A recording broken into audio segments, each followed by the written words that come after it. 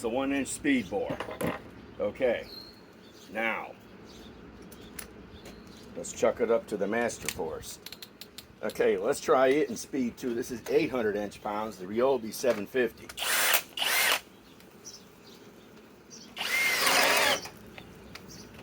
Wow, it cut out too.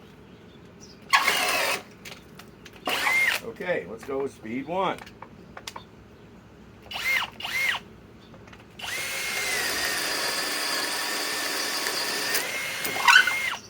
Okay, they both had to go speed 1.